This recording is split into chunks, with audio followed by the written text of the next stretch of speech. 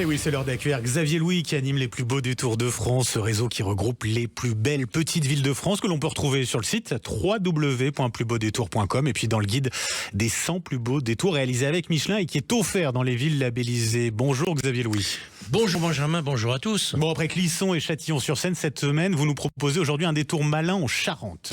Oui, on va aller à La Rochefoucauld en Angoumois. Alors, comme son nom l'indique, c'est pas loin d'Angoulême, donc c'est un petit détour par rapport à l'axe Paris-Bordeaux, en l'occurrence la nationale 10, puisque l'autoroute passe un peu plus loin.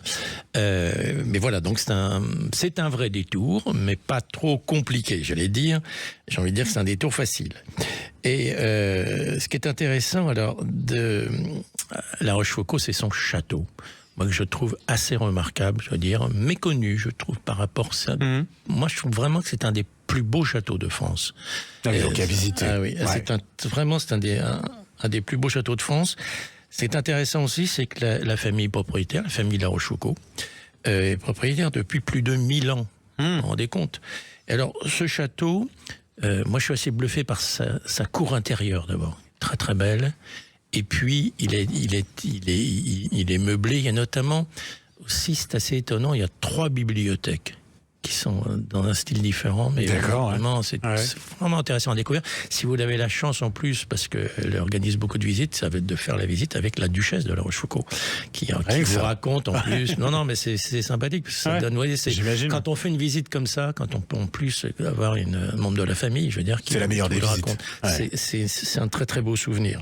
Donc c'est vraiment le château, évidemment, déjà Et puis on peut déjeuner après la visite. Il y a plein là aussi de petits restaurants sympathiques, pas trop chers.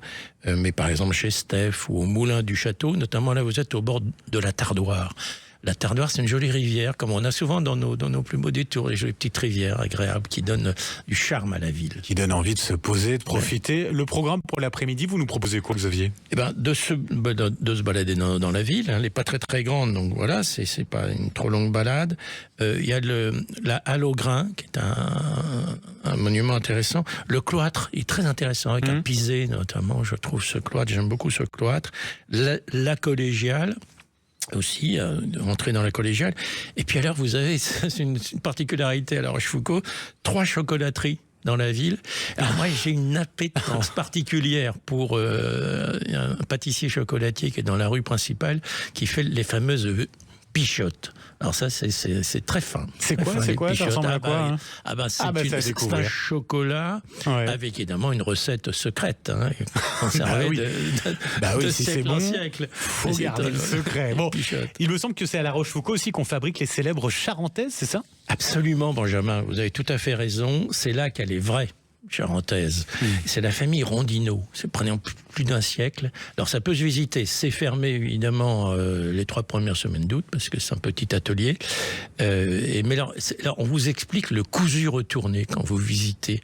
Et là, vous comprenez pourquoi, effectivement, on est mieux dans des charentaises que dans de vulgaires pantoufles importées d'Asie. Ça, je veux bien le croire. Les charentaises, c'est magnifique, c'est un beau de produit. La Rochefoucauld avec ce château magnifique aussi à visiter. On peut retrouver La Rochefoucauld en Angoumois et ses détours malins sur le site www.plusbeaudétours.com et puis dans le guide des 100 plus beaux détours offerts dans toutes les villes labellisées. Merci beaucoup Xavier Louis, bonne journée.